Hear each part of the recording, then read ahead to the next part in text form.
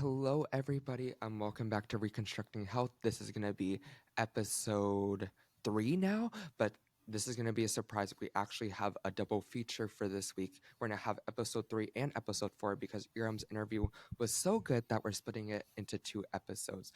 And hopefully, y'all enjoy the longer episodes. I think y'all did because the audience size for our last episode was pretty good. So, for the first part of for the first episode, we're going to be talking about unhealthy living habits, and then for the second part of like the interview in the next episode, we're going to be talking about food consumption. So, we're going to get right into the interview. So, yeah. Welcome to today's episode of Unhealthy Food Consumption. I'm your host, Iram Azekije, and I'm incredibly excited to have a very special guest with us today. Joining us is someone whose expertise and passion for neuroscience have made a profound impact on many students, including myself. She's a distinguished professor who has dedicated her career to exploring the intricate connections between metabolism and brain function. Our guest today is none other than Professor Mary Boyle. Last quarter, I had the privilege of taking her course, COGS 163, Metabolic Brain Disorders, and I can personally attest to her extraordinary ability to make even the most complex topics accessible and engaging through her exceptional teaching. It's an honor to have her here to share her insights and knowledge with all of us. So, please join me in welcoming Professor Mary Boyle to the podcast, Reconstructing Health. Thank you so much for being here today. Oh, you're welcome. It's my distinct pleasure to be here. The pleasure is all ours, Professor. To kick things off, I'd love to hear about what initially drew you to the field of metabolic brain disorders. As far as I know, when you were an undergraduate, you studied computer science, but going into getting your master's degree, you switched your focus to neuroscience. Can you talk a little bit about your journey of transitioning your focus of study and now creating a class exploring and teaching students about metabolism and how it really affects our whole body? Yes, I'll be very happy to do that. So yes, I went from computer science. Actually, I took a detour into linguistics and wanted to make sure that I had the maybe the capacity to work on things like Siri, but that was in the 80s and that was a long way away. But in order to have neural networks work from a computational point of view, I decided that I really needed to understand neuroscience. And so that's why I went into neuroscience, was for the neural net computation component of that. And so as I was teaching in the Department of Cognitive Science, so I came to the department in 1999, that's when I first joined the Cognitive Science Department teaching faculty. And I had been teaching here, and one of the courses that is a favorite of students is COGS 11, Minds and Brains. That's the first class I've taken with you here at Oh, UCSC. there you go. Yeah. I loved it so much. It's kind of like a buffet of all the crazy neurological disorders that happen. And so I think that piques a lot of students' interest. And it was actually in that class that one of my students, his name is Philip Kozan, and he was in the class with his friends from high school, and they're from Diamond Bar. And I used to call them the Diamond Bar boys in COGS 11. They used to sit in the back. And in talking to Philip on our way back from Warren College, headed back to the Cognitive Science building, he told me that he wanted to be a neurosurgeon. And I'm like, okay, that's good. And moving from there, and then I asked him why. And he told me that his sister suffered from intractable epilepsy. And he told me at that point that his sister was going to have surgery. And they were going to take away the part of her brain that drives the epileptic seizures, which is very common for intractable epileptic. And that all was fine, except they did an analysis of her brain and they noticed that it was too risky in terms of the way her vasculature was. And so they had recommended that she do the ketogenic diet. And so this was in the early 2000s, maybe 2008, somewhere in that range. And so he came to me and he says, "What do you know about the ketogenic diet?" And I'm like, "Not a whole lot." And I said, "But we can sit down and we can read all these papers." And so Dustin Crystal and Philip Kozan and I spent the next 2 years reading everything we could about the ketogenic diet, why the ketogenic diet is protective, how it works in terms of mediating and helping with epilepsy, and so on. By the time we were done, my office was filled with piles of papers. And then we decided before too long that we needed to make a course. And that's how COGS 163 was born. So we looked at all of the ways that your metabolism affects your brain. And so we basically divided the 200 papers that we had into 10 weeks. We piled them into little groups, and that was our first course. And Dustin and Philip were my first TAs. They have since finished medical school, finished residency, wow. And are well on their way to careers in medicine. But that was the start of 163. It was by chance chatting with a student. Congratulations to all of you guys for creating this course and doing the work for it as well, and sharing all this information to students like me and so many others, impacting their lives. I always say, since taking COGS 163, this class has been a highlight of my college career, and I have told people that it's been a life-changing class for me. Since taking the course, since talking to you about Coca-Cola, for example, or sodas, I don't remember the last time I've had Coca-Cola. That is a really awesome thing. That is very awesome. So, truth be told, I've been teaching 163 for quite a while. But it's a result of 163 that made me want to go to Johns Hopkins and get my master's in public health. And so in 2019, before the pandemic, I left for Baltimore after my youngest graduated from high school, and I actually completed my MPH.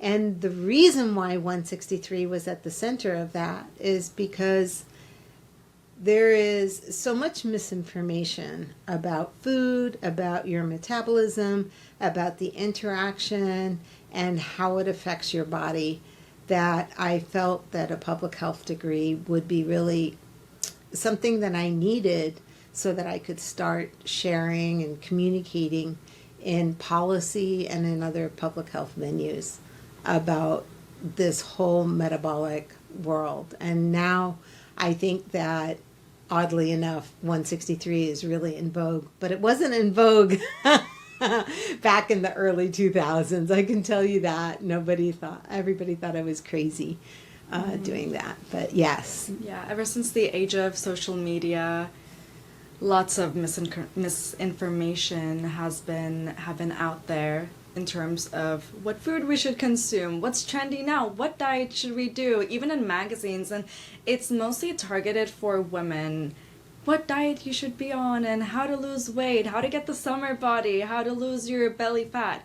Speaking of belly fat, Ooh. Can we talk about why belly fat is very crucial to our physiological health? Yes. Okay, so basically you have 4 different areas or 4 different types of fat. So you have the subcutaneous fat. That's the fat that says, oh, my bathing suit doesn't look very good. It's the one that we all kind of want to go, oh, cringe. Okay. But it's the good kind of fat. It's the good fat. That's actually really protective. So, okay, not so pretty, but protective. So the double P. Then we have brown fat, which is metabolically active, and it keeps you warm. You mostly have that as a baby, but you can also develop that in cold exposure. So that is good, and it's very good metabolically to have that.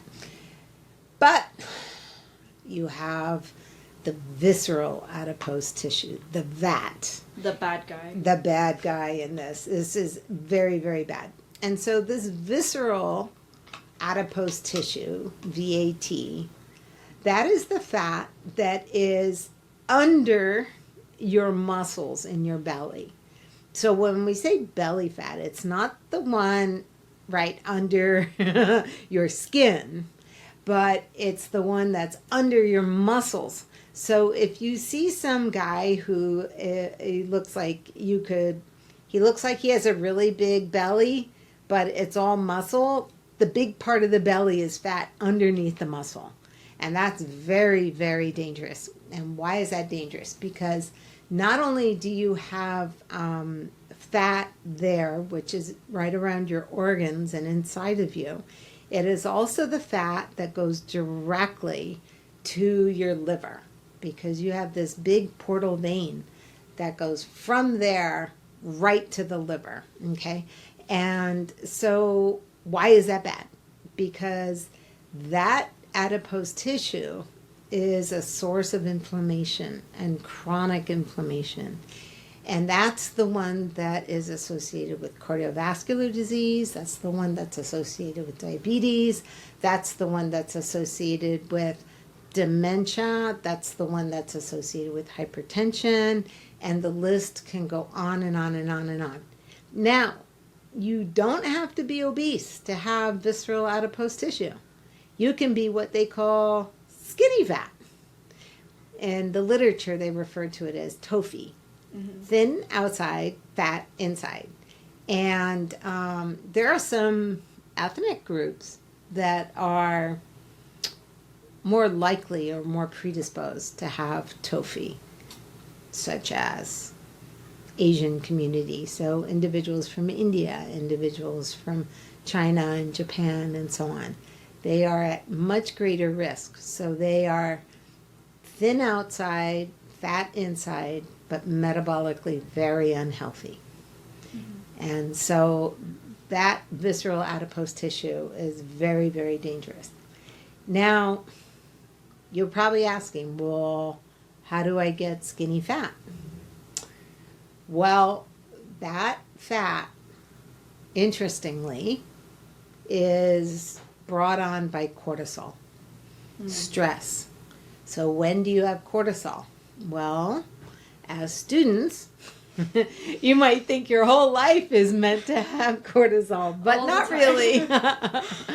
But the number one driver of cortisol, you're not going to like when I tell you this, is sleep. If you don't sleep at the right time and you eat at the wrong time, you're going to up your cortisol. So do I say all cortisol is bad? No, not at all. But if you have cortisol in the morning, that's when you should have it. That's what gets you up and going. That's the wake up call. Yes, right? Yes, that's the one that says, I'm ready to meet the day. Hello. Yeah. The one that gets you out of the bed. That's right. Gets you out of the bed. And then that's very good. Except now you don't want to have cortisol at night. You want to make sure that your cortisol levels are low. Mm-hmm. What does cortisol tell your body? The tiger's coming to get you, mm-hmm. right? So you don't want to go to sleep thinking that the tiger's going to come and get you. Mm-hmm. So if you're studying for an exam and you are stressed out right before bed, chances are you're going to have cortisol. Mm-hmm. So you want to make sure that you study early enough, don't have any food before you go to sleep, and relax so that you have a productive sleep. Mm-hmm. How many hours of sleep do you think is optimal? Oh my goodness, that's a loaded question. So I think that Matthew Walker is a really amazing researcher, and he is up at Berkeley, and he has the book called Why We Sleep. And in that book he talks about having somewhere between 7 to 8 hours of sleep at night. Mm-hmm. And he has this phrase that's really cool. It's called QQRT. QQRT. So the first Q is quantity. So you want to have a good number of quantities. So, between 7, 8, 8.5 hours. Quality, quality sleep. So you want to have non-interrupted sleep. You want to have good REM sleep. You want to have good deep sleep. And then the R. I'm blanking on the R. I'm forgetting. It'll come right back to me. That's really crazy. But the T is temperature. Mm. And so you want to make sure that you have a low temperature in the room so that your body can drop the temperature. Oh, I know what the R is. It's regular. You want to have a regular sleep and wake time. So QQRT is the goal for sleep. So you want to go to sleep around the same time every night. You want to basically learn how to be boring. And then you want to wake up around the same time because then your body is so happy that it can predict, yay, it's bedtime, I'm going to go to bed. And shockingly enough, that makes all the difference in the world. There's a statistic that the best predictor of GPA is sleep, not whether you have alcohol or consume drugs and so on. It's sleep. That's fascinating information. So that's the best predictor of GPA is sleep. And so we can conclude that to no all-nighters. No, gosh, no. What's your opinion about all-nighters? Oh my It's gosh. very common amongst students, not only college students, but also high school students. Yeah, okay. So remember how we said that we didn't want to have a lot of cortisol? Mm-hmm. Well, what does your body do when you try to stay awake? Creates cortisol. Creates cortisol because you're on high alert. You can't go to sleep for whatever reason. Mm-hmm. And then, okay, so why does cortisol lead to visceral adipose tissue? In fact, actually, I would say that one of the reasons why, do they still have the freshman 10? Did they talk about that? Do you know what the is freshman freshman 10? I don't know. Oh, it's like when, all right, maybe you don't have freshmen, maybe first year 10. First year 10 is when you come to college, you gain 10 pounds. That happened to me actually. I'm going to be a little bit sidetracked, but that happened to me during COVID, when I was in Turkey, and my classes were online and they were synchronous, unfortunately. So my synchronous classes would be at 3 a.m. sometimes, and I would have to take my midterms at 3, 4 a.m. I'd be done at 5:30 a.m.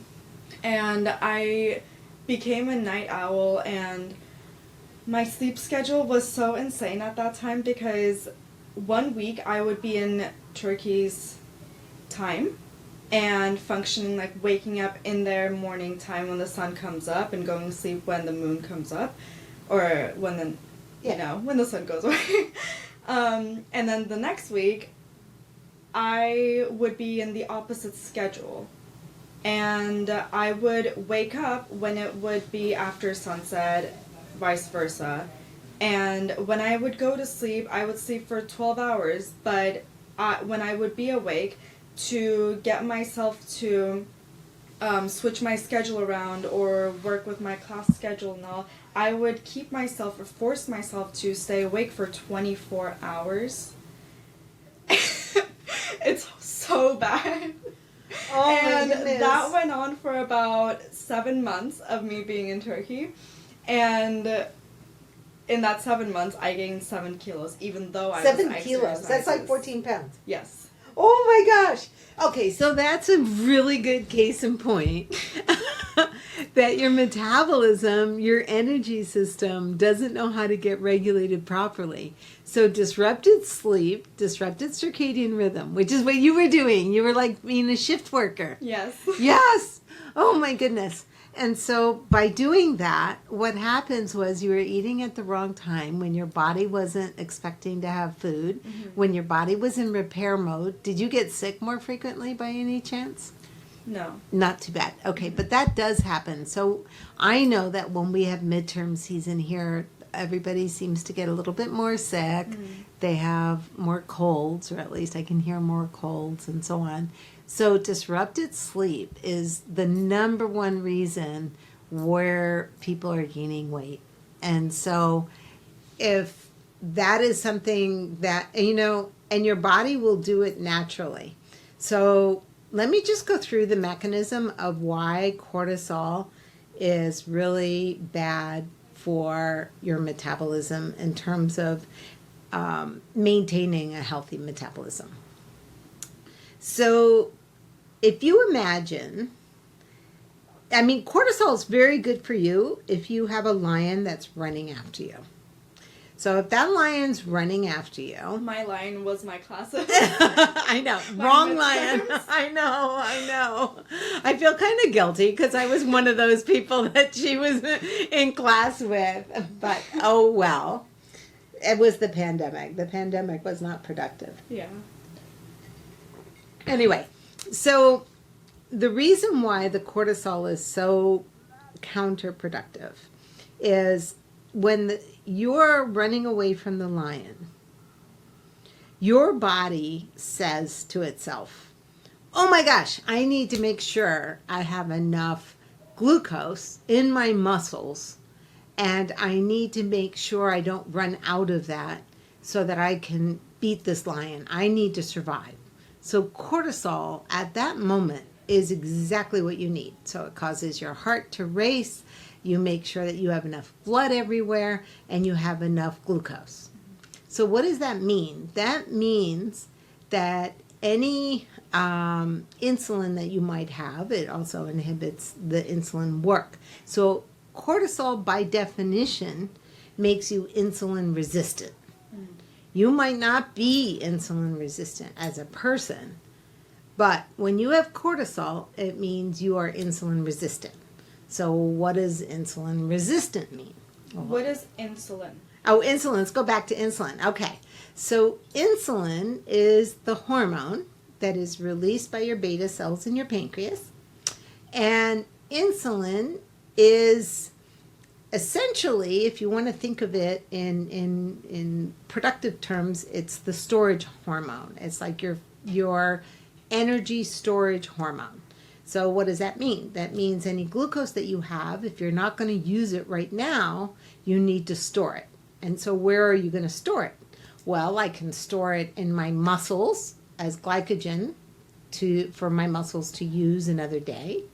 I can store it in my fat because that's a really great place to store things, because I can convert it to little lipids and I can store it. So that's why we survived, because you didn't have a constant source of food. I can store it in my liver. I can store it in my liver in two things. I can store it as glycogen for another day, or I can store it as fat. And you don't really want to store it as fat on your liver. But anyway, that's what you do. So insulin is the energy storage hormone. So insulin will bind, let's say, to an insulin receptor and on your muscles, and then the glucose will go into your muscle, and then your muscle will use that glucose, or it will store it as glycogen. It could also store it as fat, which would not be a good idea, but it still can do that. Okay, so now if you're insulin resistant, what does that mean? That means that the insulin doesn't work. So, well, why doesn't it work? Well, it doesn't work. You have all of this glucose in your blood elevated. Now, if you have too much glucose in your blood, then it's very dangerous and you can die. Yeah, I remember in class you described glucose as being crystals in your bloodstream, and if you have too much glucose, that means the sharp, very sharp crystals being too much in your veins, your bloodstream, it can really damage your veins. Yeah, it can damage your very small blood vessels. That's why people who have uncontrolled glucose in their blood are blind, get blind, because the very small vessels in your eye get damaged, and so then that's how you can go blind. And also that's like in your feet, you can lose sensation and circulation because it destroys the very small vasculature that you have. Also, there's a component of ED, erectile dysfunction, that's associated with elevated glucose. So the very small vasculature gets essentially shredded, if you will, with the glucose, yeah. And you have cardiovascular disease. But having elevated glucose in your system is very inflammatory. And also in those small vessels, you also have them in your brain. And that can cause problems with like vasculature in your brain. So it is very, very bad. So to bring it back, so continuous cortisol means that you are insulin resistant. It means that you have elevated glucose in your blood and your body doesn't use it effectively. So your insulin isn't working properly and you're at very high risk of having increased fat on your liver and increased fat in your visceral fat area. When the glucose goes into the muscles, we need to have enough glucose storage in the muscles, right?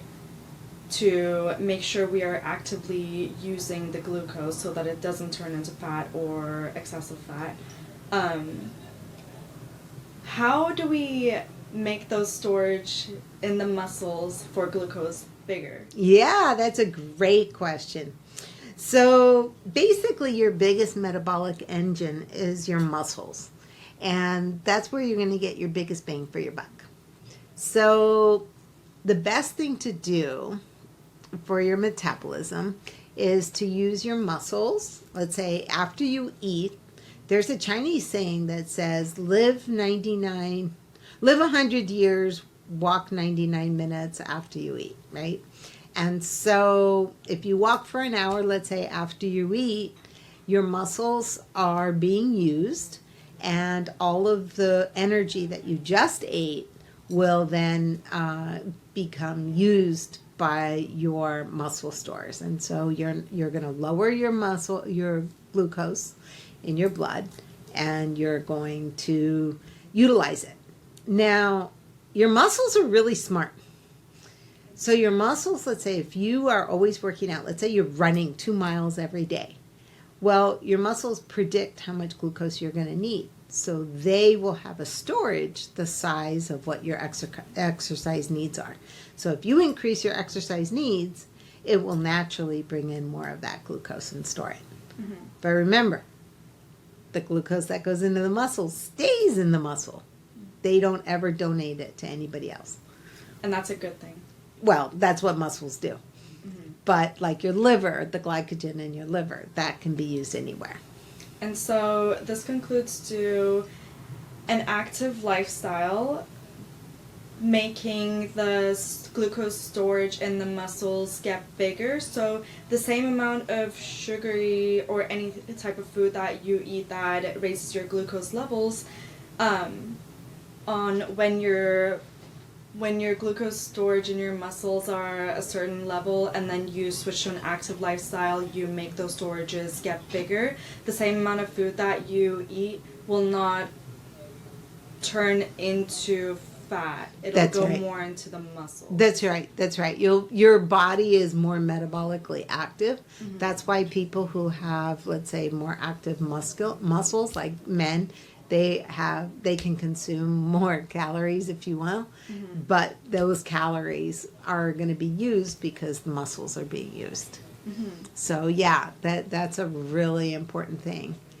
And I think one of the important things while we're on muscles is that muscles release something called myokines. That's myokines. So that's like a cytokine, right? It's a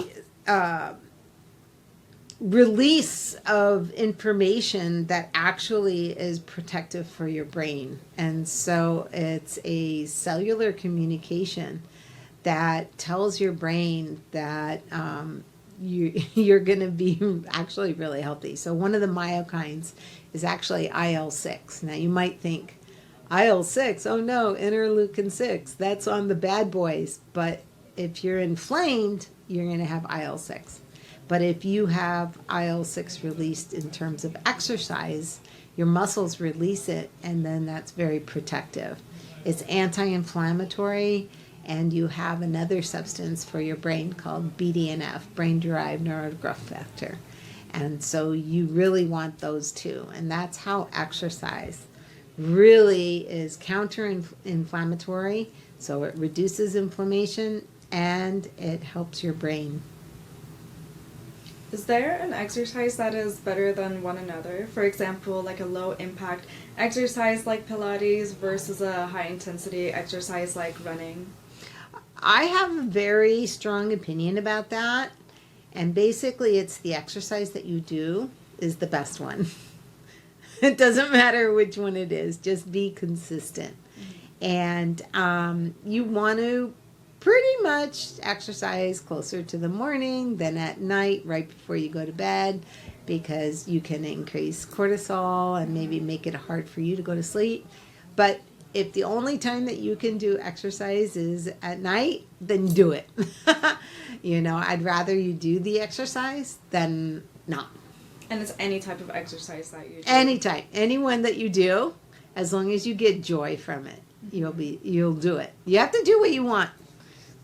But walking is a really, really, really important one because it's very easy to do. You don't need any equipment. Really, No scooters. Except for shoes. I do remember actually you saying that you never complain about your classrooms each quarter being in different parts of the campus because you want to take the time to walk. Yeah. And I do remember you saying that you tried to walk faster than everybody else. What reason was that for? Oh, because I wanted to be able to be fit enough so I could walk faster than the students.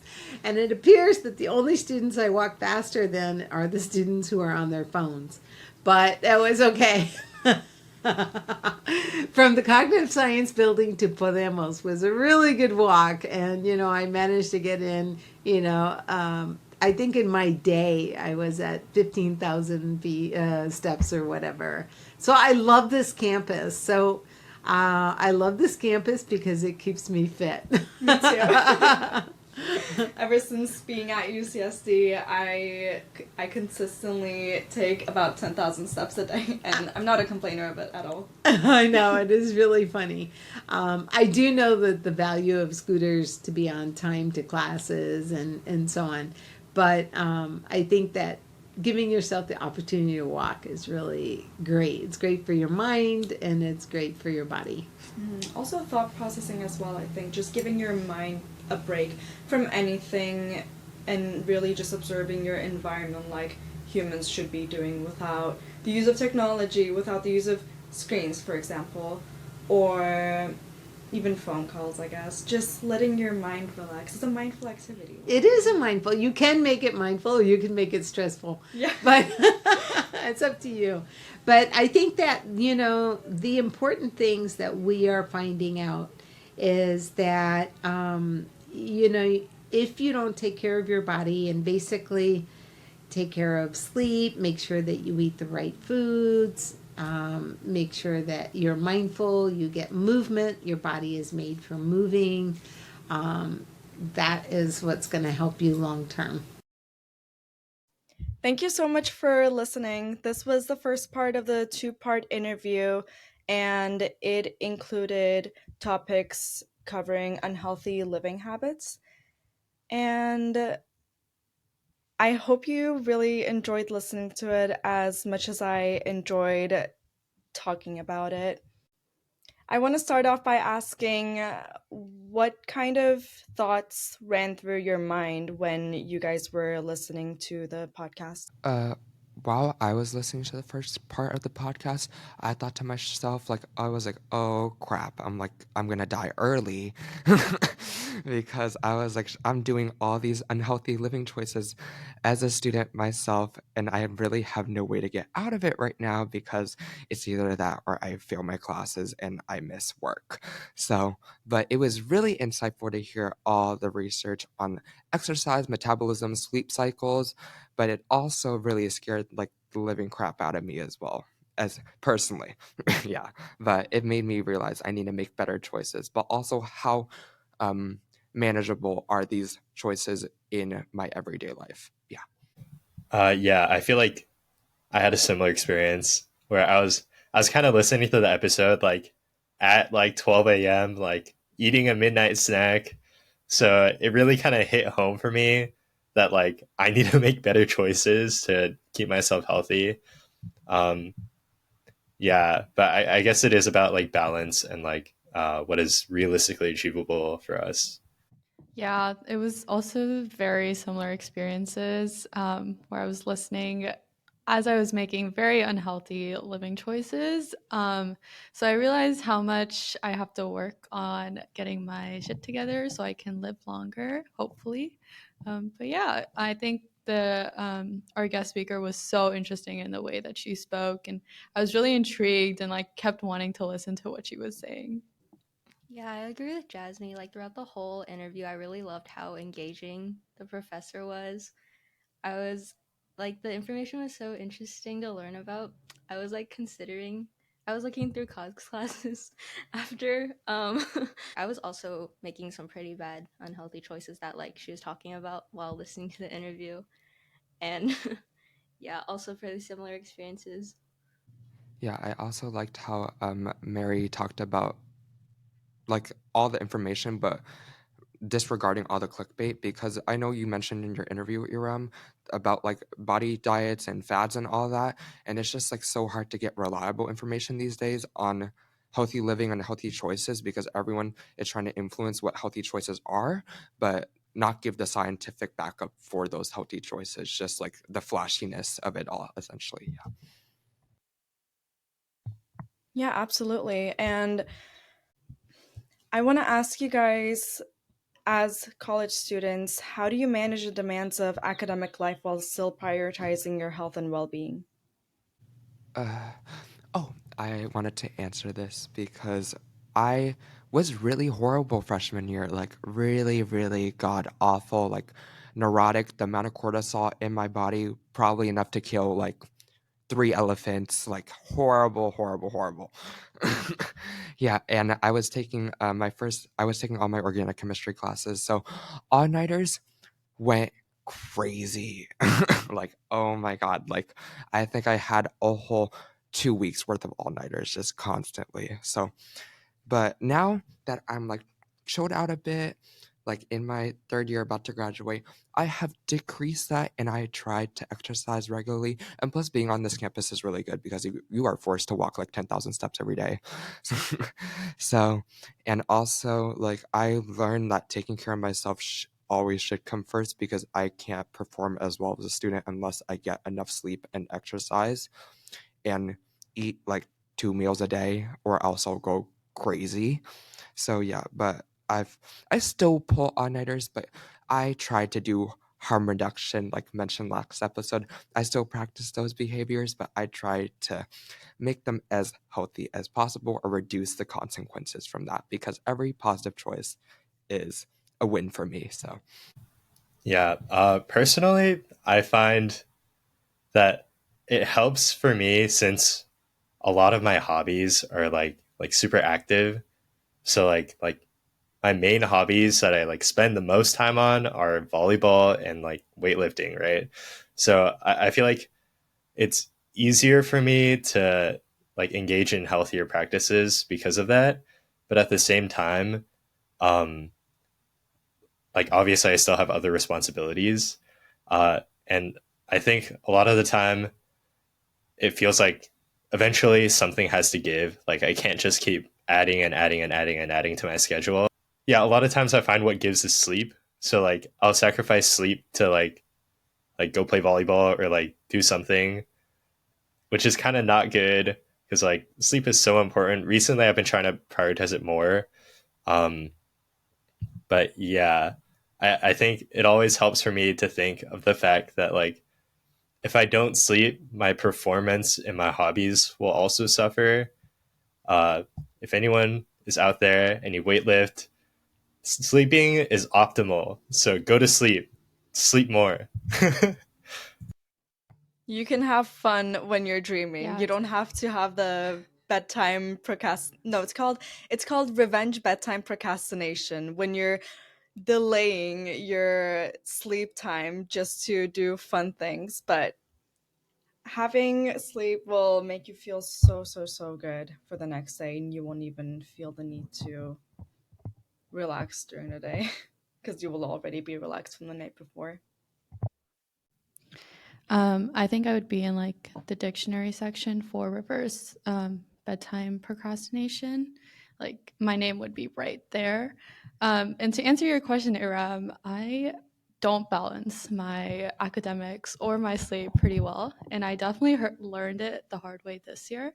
My freshman year, I was like kind of neurotic, like Matthew, where I'd stay awake until like 5. But it wasn't because I was like working hard or anything. It's because I just was an avid reader back then, and or like I used to binge watch a lot of TV. So I didn't know what to do with my time, and I'd just stay awake, and then I'd get up at like 2 p.m. I shocked my roommate, that's for sure. But yeah, and then but like as June said, that his hobbies were pretty good with keeping him active. I was definitely like dancing a lot more my freshman and sophomore year and also working out more. And then my junior year came, my I started working 2 jobs, and then I also like had to take a break from dance because of my job and because of injuries. And because of that, my exercise went away. And I think also my sleep patterns just completely got ruined. So yeah, so I'm still learning how to balance it, and I think this interview is helping me realize that I should learn how to do it quicker. Um, yeah, I agree. Also with Jasmine, I'm not good at balancing my sleep like at all, and I feel like it's gotten worse this year. I usually don't like pulling all nighters, but I have like the past 2 weeks, and I just find it scary how like normal it feels. Like I don't feel like I don't function well because I'm so used to not having enough sleep. Um, so that's something I definitely need to work on because I don't want to make it a habit because it doesn't feel good, but at the same time like I feel normal, which is like not a good thing at all.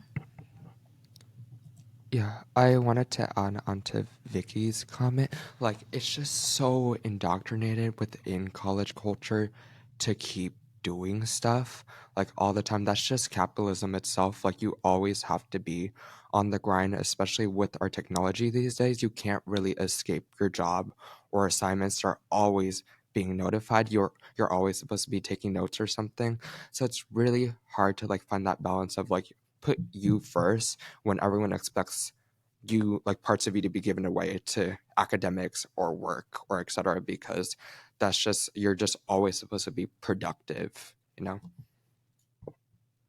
I also wanted to add like a similar point on like the how much you have to do in college. When I came into college, my cousin told me that there was 3 S's that I need to focus on, and that was sleep, study, socialize. But she said like I couldn't have 3 at the same time, that I'd only get 2. So it was either sleep and study and no socialization, or it was like the other options. And I think just seeing how that's played out in the past 3 years has been very interesting.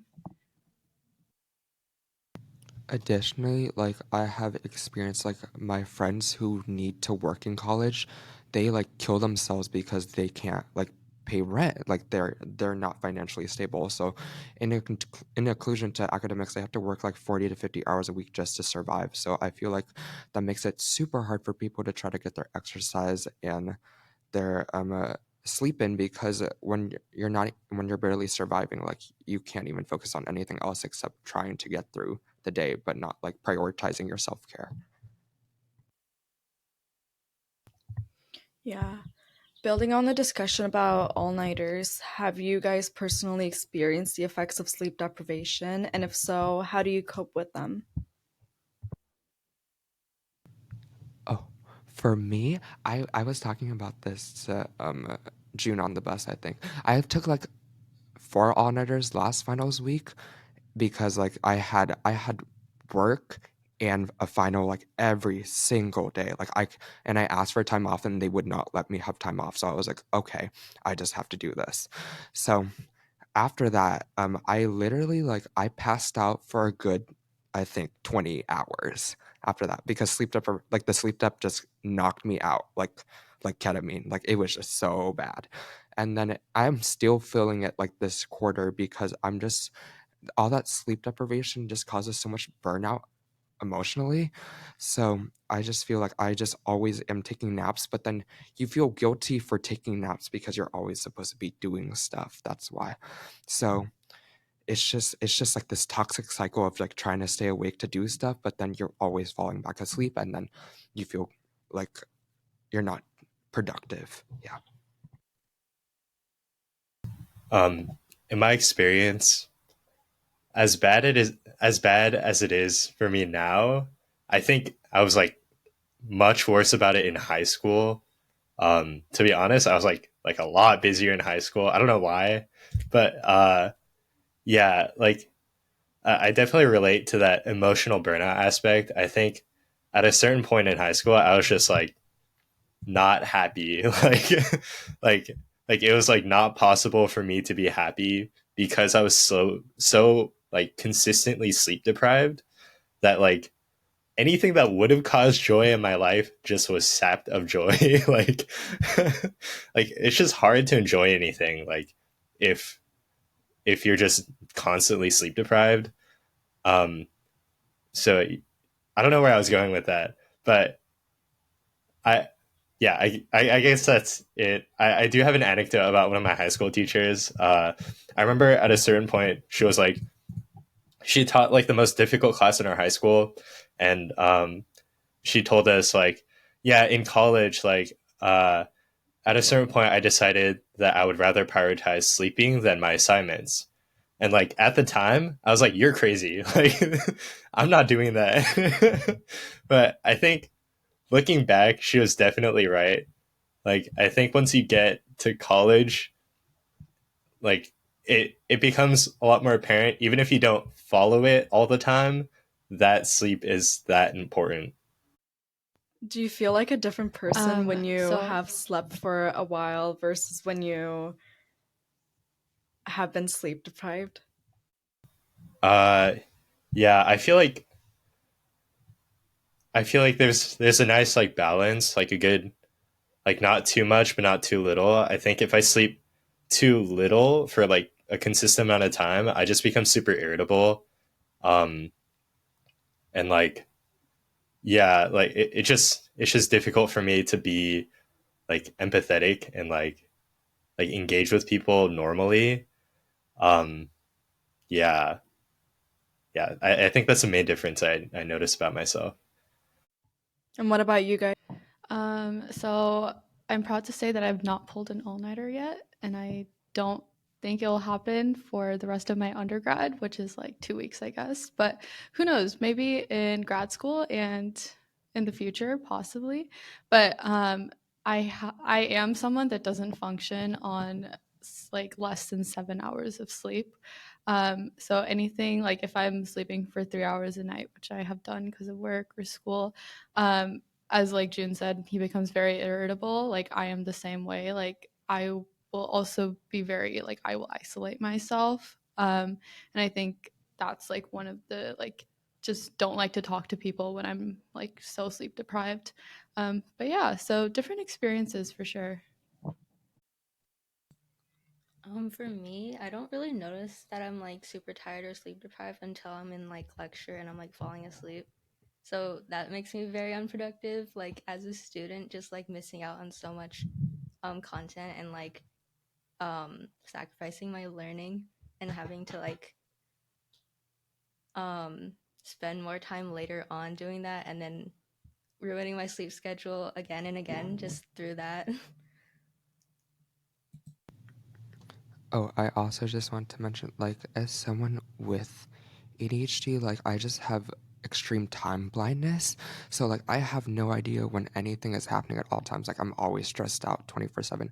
And that really affects sleep because if I, like, it's crazy because I would rather pull an all nighter rather than fail a test. So, that stress, like, all that cortisol in my body is like pushing through my veins to keep me awake at all times. Like even if I do want to sleep, that stress is like always gonna top my well-being. Yeah.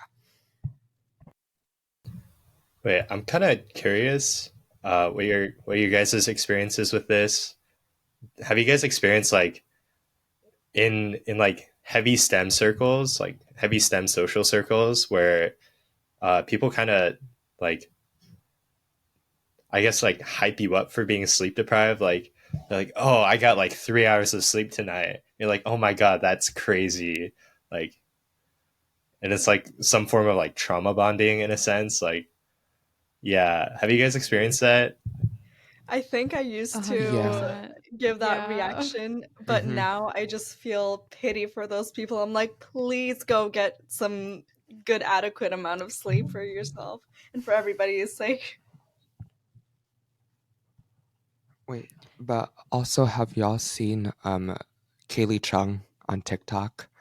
Oh my god, she is like a warrior. That girl is, it's just so healthcare based. Like she's in dental school right now at UCLA and she has a TikTok account where she's like gained 2 million followers because she pulls all-nighters like every single day. Every single day of the quarter.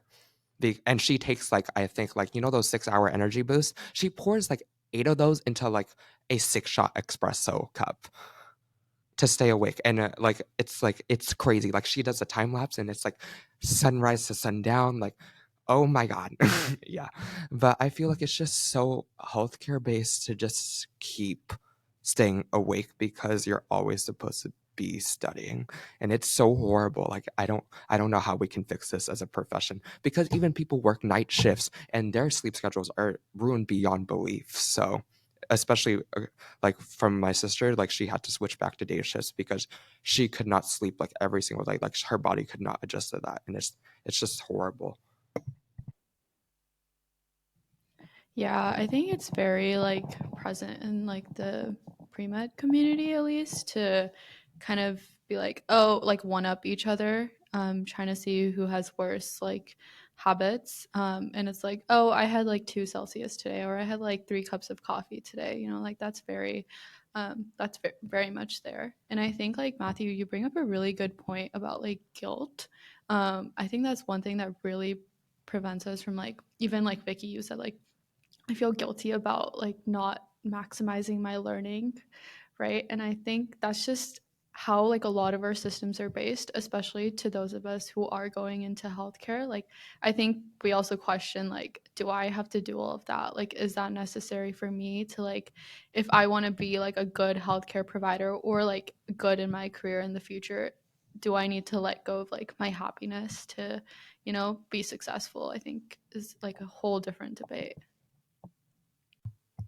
Reflecting on our discussion about irregular sleep patterns, how do you guys navigate late night study sessions and early morning classes while still aiming for adequate rest? Like, for example, have you guys had 8 a.m. classes that you are disciplined enough to go even if you are willing to be sleep deprived for it? Honestly, in my personal experience, I miss every single class unless it's required attendance, or for work I have to wake up at 6:30 every single morning. The only thing that gets me out of bed is the money. That's it. Like if I don't have a motivation factor, I'm not getting out of bed because my body, like it's just going to sleep through all the alarms. So, and for late night study sessions, like I think for all of us, like if we're not pulling all nighter, if it's not urgent, like we all look at each other and we know when it's time to stop, because at that point, like we're just rambling about stuff and it's not even studying at that point. Me. Okay, so as Matthew was saying, like if there's no motivation factor, they're not going to class. And that is so true. Because if I have an 8 a.m. and it's not mandatory, nor is it like something that I'm dying to like listen into, like it's like where the professor is intriguing me so much, where I'm like, I have to be in class for that. I will not go. Like I will not go. And I know the bad thing about that is like I'm paying tuition and everything, and I should be maximizing like my learning and being in class, especially after like learning online for high school in our first year in college.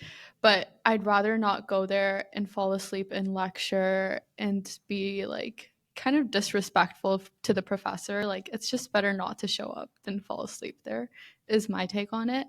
And then yeah, I think I do agree with like sometimes you just know when you're studying late at night when it's time to stop, because there's only so much you're going to actually like remember when you're trying to cram into like the 6 hours that you have before your test, like if you have an 8 a.m. exam or something. So yeah, like it's I think people just know like when it's time to shut it down and then go. Yeah.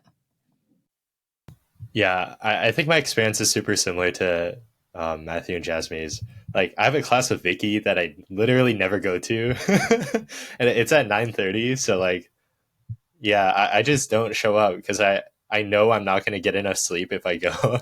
So, yeah, I skip that class all the time. um, yeah, I think it is kind of weird because, like Jasmine said, like we're paying tuition, we kind of have to like maximize that. But I think it's more valuable to take care of myself, um, especially if it's like a regular thing. And then also, yeah, for like late night study sessions, uh, even though like professors say it all the time, and like every time I hear them say it, I'm like, no, you're lying. It's like you need to study like 3 weeks before, like like you cannot be studying the night before. It is not effective. Like I will say, sometimes it works, sometimes it works out, but eventually, I think most people will find that it won't work for them at some point. Yeah. Do I follow that? No. For me, I've only had one 8 a.m. and it was not mandatory, but I did go to every class last year because I liked um being if I felt really productive just like waking up that early. I like waking up early, but I also like staying up late at night, which is really bad. Um but now I also don't go to the class that June was talking about. I could not wake up for that. But um I usually do like attending class so I don't have to rewatch the lectures because I always forget. Um so that's like my motivation to go to class. For like late night studies sessions, I just stop whenever I feel super tired or like too tired. And like if there's nothing due, then like I'll just put it off. And then in addition to that, I feel like we're all getting to our like 20s now. So I can't pull the same shenanigans I did in high school. Like that's just not possible. I don't know how I woke up at like 6 a.m. every single morning and went to sleep at like 1 o'clock every single day in high school to do everything I did. But like my body just can't handle that anymore. Like my metabolism is slowing down, everything is slowing down. My sleep, I need so much sleep now that I feel like an old little grandpa every single morning. So it's just like aging too. It's just getting to me. I totally feel you on that. On when I was in high school, my sleep schedule was so bad and I would always stay up. My norm was to stay up until like 1, maybe 2 a.m. and then go to my 8 a.m. classes. And I would always be sleep deprived and that was my norm back then. And I thought that was like the normal me feeling so not normal. And then the days that I would get adequate sleep, I'm like, wow, this actually feels so different. And that is how every night should be. That you should be every night you should be getting adequate sleep and that should be the norm, not feeling sleep deprived all the time. And it's really unfortunate that we let all these even unspoken responsibilities, kind of like, for example, having the obligation to catch up on social media, for example. Like, it's not an assignment to do, or like catch up on TV shows or something like, oh, what else can I learn about like what's happening in this part of this TV show? Like, it's not something that we need to do, and we don't need to put ourselves in positions where we're not going to be able to take care of ourselves in terms of sleep, because sleep affects basically everything. It's kind of like you can't just focus on in one area of your physiological health because everything is connected to one another. So if sleep if sleep is a part of you that you need to improve, then improving sleep is gonna improve other parts of you physiologically and ultimately gonna make you be a happier person overall.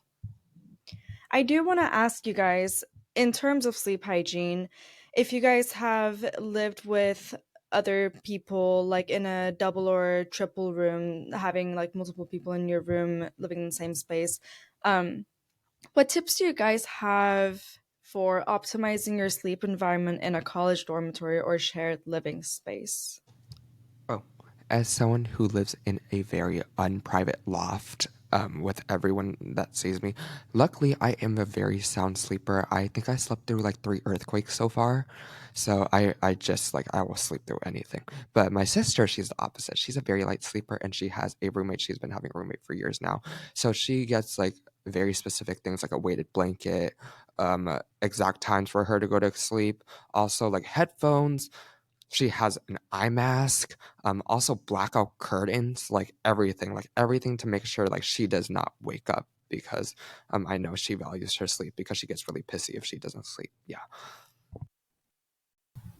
Yeah, I think it's I lived with I was in a double for my first 2 years. Um, so I think it's kind of like just a communication thing. Like as with all things, when you're living with other people, I think it's really valuable to be able to talk to your roommates about like sleep schedules and like when people can come into the room, when like you can bring people over, or like um, yeah, like basically like when are you gonna go to sleep, and then like when you're sleeping, what are they allowed to do?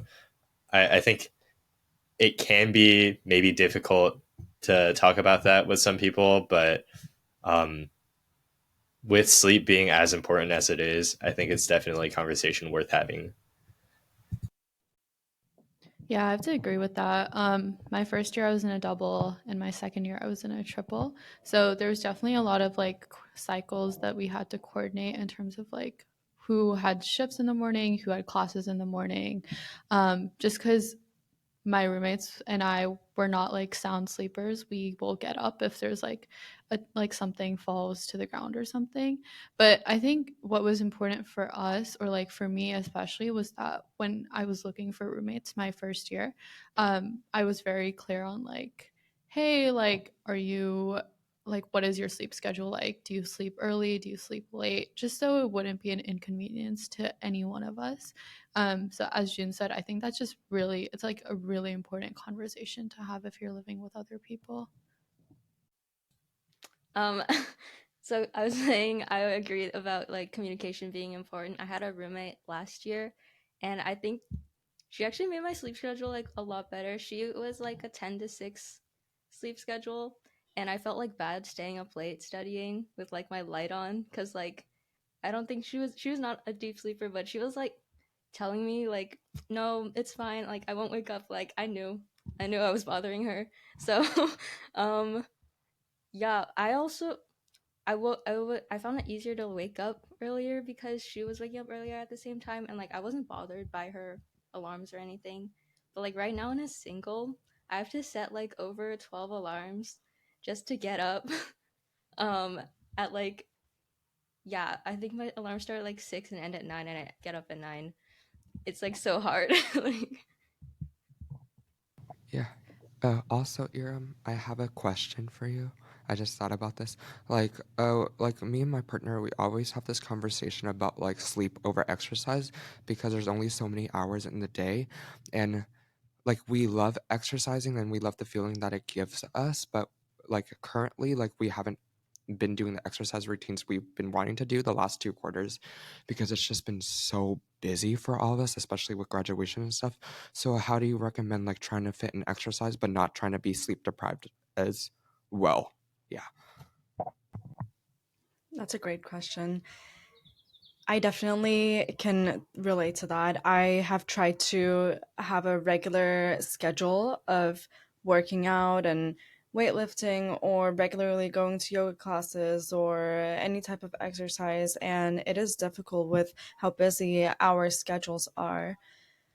I I definitely firmly believe that sleep should be prioritized over exercise, but I'm not saying to not have exercise at all, because it is something that makes us feel so good, and it is something that we should be doing naturally as humans, to move around our body and muscles and not be like sitting around all the time, even if it means that we're sitting down and studying on our computers for hours or researching, etc. um, but I think incorporating, like, maybe this could be a really helpful tip, just like every hour realizing, like, did I get up within this 1 hour? Did I move around? Did I get out of my seat? And like, did I move around my house or take few steps somewhere? I don't know, just like doing any type of, even like a household, like a chore activity, can be good, just as good as getting your body moving, just like in the interview where Professor Boyle said any type of exercise is the exercise that she recommends. She doesn't discriminate between, for example, like an exercise like Pilates versus running, or other things, just anything that makes your muscles move, because your muscles are the part of the body that contains the glucose, like the energy in them, and they need to be used so that the next time that you eat, that food doesn't go directly into fat, and it goes into the to be restored um to be restored storage in the muscle. So any type of movement is very crucial, and that's why our campus being so big is really good, because we get to walk around so much. And even if you're not on campus, that you're so busy that you have to skip classes and stuff, um it would be a helpful thing to do, of just like putting on your lecture podcast on your phone, and while listening to them, taking a walk on your neighborhood. Even that is very good. Yeah, I really liked how Professor Boyle talked about in the interview about like exercise doesn't have to be this single set thing that everyone thinks it is. Like everyone tries to always advertise like Pilates, yoga, all these like new trendy exercises as like the thing to do, or like subscribe for this exercise membership. But I liked how she talked about how walking is really good and really cost effective and free, and anyone can do it, because everyone like gets so discouraged about exercise because they're not part of like a sports team, or they don't have a membership or anything like that. But I think I really liked how she framed exercise as everything. It's just movement itself that anyone can do. Yeah. Yeah, and walking is actually so great, and it actually motivates me to move around too, because with how busy schedules can be and how stressed that makes me feel sometimes, I tend to overthink about all the detailed steps of what I need to do in order to exercise at a gym. For example, like put on the gym clothes, get out of the house, drive 10 to 15 minutes, find parking, which can be stressful at UCSC, then go into the gym where it's super busy, make sure you have a good area to work out in. Finally work out for like 45 minutes to an hour, and then do all the steps again in reverse. So it's like the 45 or an hour of workout that you want to do, it ends up being like an hour and a half or 2 hour thing, because of commuting and like getting yourself up and doing and all of that. So walking is really good for that reason, because you can just go outside of your house and just take a walk on in your neighborhood. I want to ask you guys, how do you manage stress as college students, and how do you think stress levels impact your overall health and well-being? I'm going to be really quick with my response because I talked about my stress a lot this episode. But I think to manage my stress, I really do like taking naps. Naps are really great. Yeah. Naps help me just like, if I'm ever stressed, I'm like, you know what? I'm just going to sleep it off. And then once I wake up, I'm like, it's not that serious. I got my sleep anyway. So yeah, and also just like hanging out with friends and socializing too. Like people always tell you to study all the time. That's just so horrible for your mental health. Like we are social animals. We need to be with friends. So I feel like just spending time for yourself and taking hours out of your day to just do stuff that you want to do specifically, not because school is telling you to do that. I think that's like the most important part that I've learned over these past 3 years as someone who's about to graduate. I can add on to that as well. When I was studying for my MCAT this year, I definitely hit like another level of stress just because like there's so much around the requirements of studying that you have to spend like 300 hours, like you should be studying every day, and that can be a very like unhealthy experience because you start feeling guilty of whether you can go socialize with your friends, and instead of studying, and whether what you're doing is making smart decisions, right?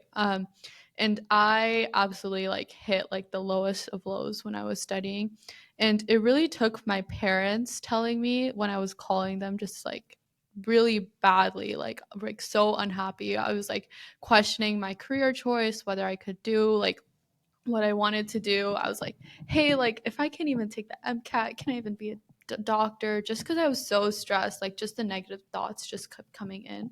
And it really took them telling me, like, you need to get out of your room. You need to get out of the house. Like, go prioritize yourself. Like, the world isn't going to end if you take like an hour to yourself to like reset, to take care of yourself. Like, go on a walk. Like, when was the last time you saw the sun? And I think just having the like people around you kind of telling like being aware of like what you're going through and like making sure that you're okay when you're in stressful periods. So essentially your community I think is just incredibly important. So, yeah. Yeah. I think Matthew and Jasmine did a really good job of saying like how to manage stress. Yeah, I think I'm in a very fortunate position to have people around me who check up on me and everything, and people who are like down to hang out and like do things. Um, so it really helps me to just spend time with the people I love, and yeah, and then also helps that a lot of my hobbies are like super social. Um, yeah, I think that's about it. Yeah. Oh, well, I was gonna just say I agree with like the importance of socializing and that taking out a lot of stress from like all these classes, and like whenever I like am doubting myself, like Jasmine was talking about, like the pressure of doing well in school and stuff, and also taking care of yourself. Do you guys have any tips or any final notes you want to add to finalize this episode? I think my final point would be let's hold each other accountable, guys. I think knowing how much it's impacting us and also listening to how everyone else's lifestyle is and knowing we're kind of in the same boat, I think we can do this together. Like, let's fix our sleep, let's fix our diet, let's fix our exercise schedule. We got this. Yeah, exactly what Jasmine said, but also like I really like the quote that Mary said in the interview, like taking care of your body becomes long-term changes. Like that was like very impactful. Like everything we do is not going to be seen immediately, but it's going to help us in the long term. Because I feel like as college students, we always think we're just going to like die early, whatever, like the world's ending. But I think like we're going to live long lives, so we need to take care of the body we have currently because this is not some short-term type of deal, you know? Yeah, I really like when Professor Boyle said the exercise that you do is the best exercise. I think that sums it up really well, or like what I took away really well is that uh, you just need to meet yourself where you're at, kind of like harm reduction. Like like you got to do what's best for you and what's achievable for you. So like if that means like sleeping just like 10 minutes more or like 20 minutes more, that's fine. Like that's a start. Eventually it'll build up. Yeah, going off with like exercise and like sleep and everything, I really like how she highlighted just being consistent is what's important too, and prioritizing or like taking just like the steps you need to do to like reach your goals. Yeah, and I want to note that from my experience, the more you build up on your healthy habits, the more natural and normal it will feel, and that will become your norm. And doing anything in reverse or on the contrary will actually feel unnatural and you won't like it. So, building unhealthy habits is gonna overall make you be a healthier person um, with making sure you stay on the right path. And if that is all we have for today, um, I am really happy y'all tuned into this first episode, and Iram's going to be talking in the second episode as well, the second part of the interview, that dives into all the metabolic processes and food consumption and eating choices, which is going to be quite a fun topic to dive into. So we hope you tune into our next episode, and we will see you right there. Bye.